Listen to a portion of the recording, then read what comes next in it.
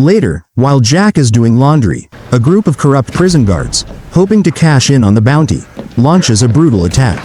They beat him with batons, but Jack, refusing to give in, fights back with everything he has, ultimately defeating the guards and walking away from the confrontation battered, but still standing. Jack finds himself approached by another gang of inmates. Before they can strike, he tries to talk them down, warning that the bounty on his head isn't worth the pain they'll endure. He says splitting the money won't leave them much, barely enough to cover the cost of cracked ribs, fractured skulls, or collapsed lungs.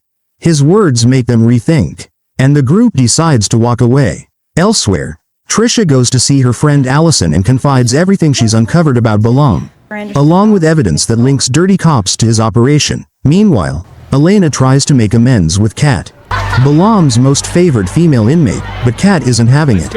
She punches Elena in the face. Elena pretends to be knocked out so the guards will escort her to the infirmary. Once the medical officer leaves, she picks her handcuffs using a paperclip, grabs some alcohol and medicine, and hides them in William's cleaning supplies.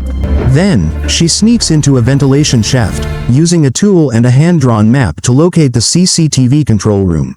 With William's guidance, she reaches the room and quietly returns to the infirmary just in time. At the same moment, Trisha visits Jack and tells him she knows who he really is.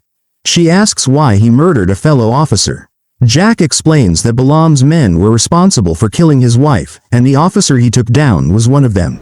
Soon after, Jack finds out William is not actually a prisoner, he's an undercover cop. Shocked, Jack asks how long he's been undercover. William says it's been 6 months, and that his mission is to expose corrupt inmates and officials working for Balam. He also reveals that Elena is part of the operation, helping him gather evidence from inside. As they talk, a group of inmates suddenly attack them.